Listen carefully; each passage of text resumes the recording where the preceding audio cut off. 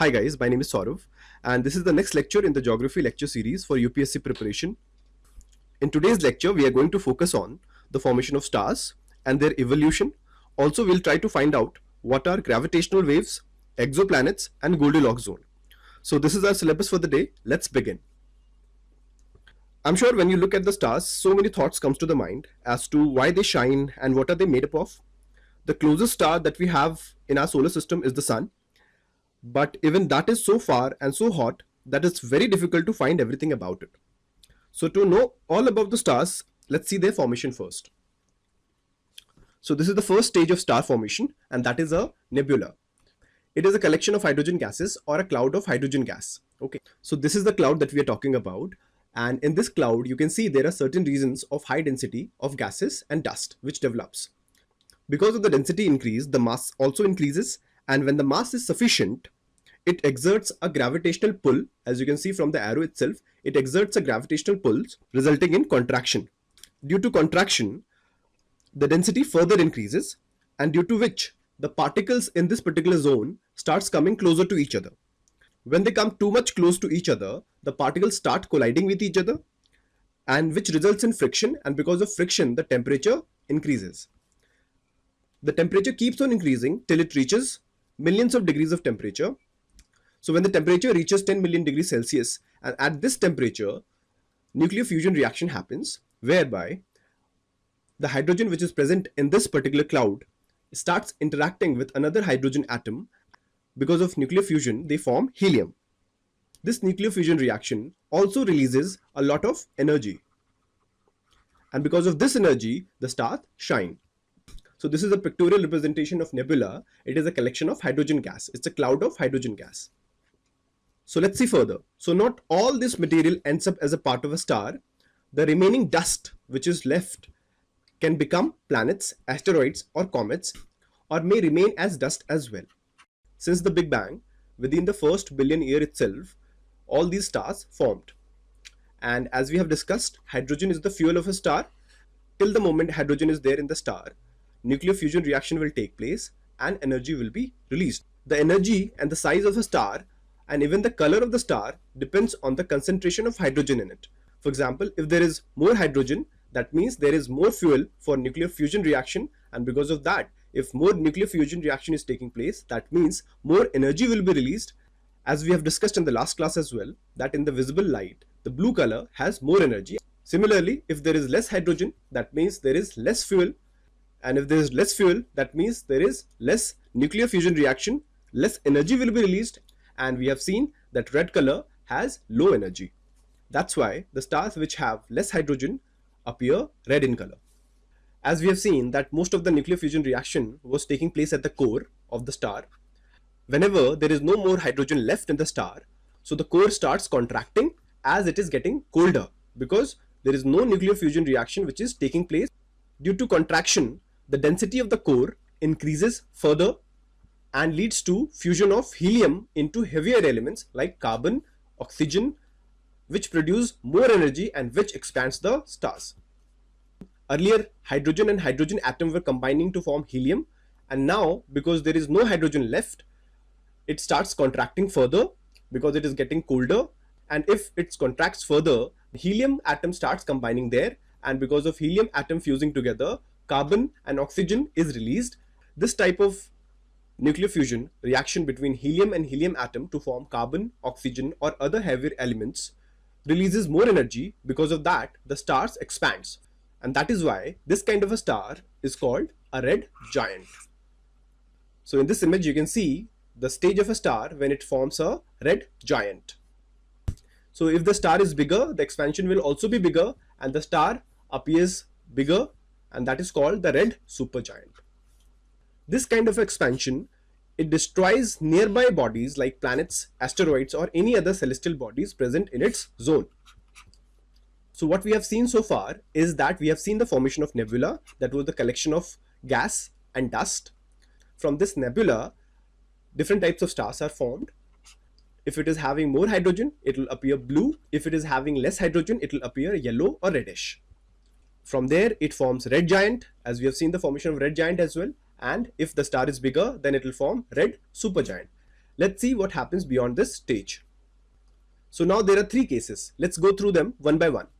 So if a mass of a star is less than 1.44 times the mass of the sun, then after the stage of red giant, planetary nebula forms, and after planetary nebula, white dwarf will be formed.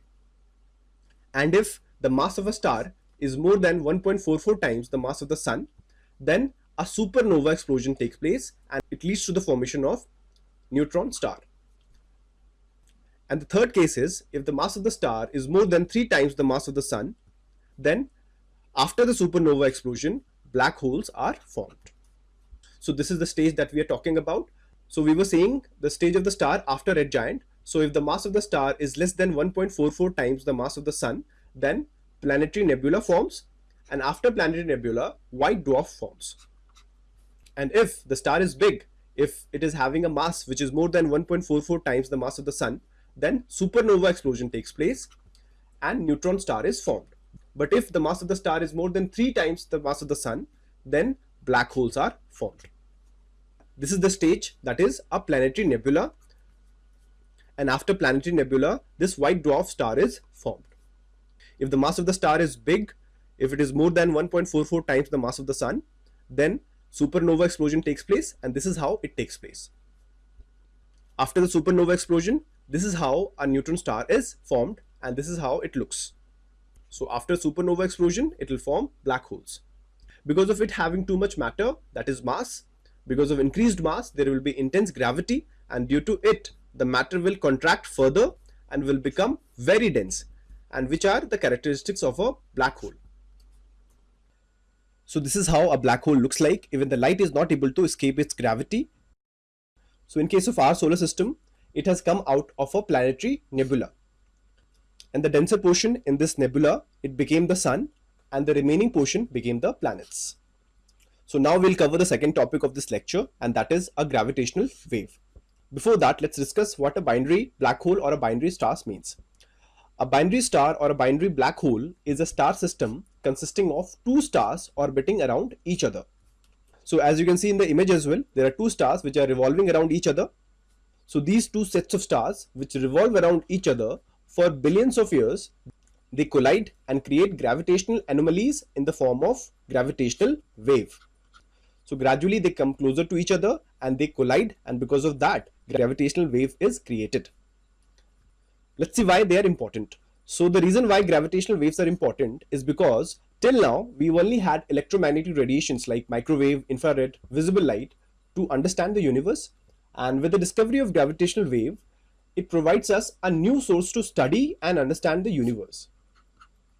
So earlier we were only using radiation to understand the universe, but the discovery of gravitational wave has allowed us to understand the universe by using gravity instead of radiation. The gravitational waves were first theorized by Albert Einstein in 1915. The gravitational waves were first observed in September 2015. And it was detected by LISA or ELISA. These are projects or mission of NASA. So this is the ELISA mission that helped in the detection of gravitational wave. So now let's see what are exoplanets. So it is not as if only our solar system has planets. Other stars which are present in our Milky Way galaxy, they also have planet-like objects revolving around them, and those planets are called exoplanets. There is a special mission of NASA, that is Kepler mission, which helps in finding these exoplanets around the universe. Over the years, there have been so many exoplanets which have been found, as you can see in the image as well. So now we have come to the final part of this lecture, and that is the Goldilocks zone. So as we know, Earth is the only planet where life exists in this solar system. So in the same way, there could be other planets revolving around other stars in our Milky Way galaxy where life is possible. For that, they need to be at the right distance from the sun. So there is a habitable zone around a star in which if a planet is found, the planet could be fulfilling habitable conditions. There is a possibility of life there. So as you can see in this image as well, so this particular zone around Earth is a zone where life could exist because it is at the right distance from the sun. So this particular zone where life is possible on a planet is called Goldilocks zone. There are certain conditions for life to exist on a planet. So these are the conditions which I mentioned here. You can take out the notes if you want. So now let's discuss some of the previous year questions which has come from this portion in UPSC examination. So this is the first question. This is the second question.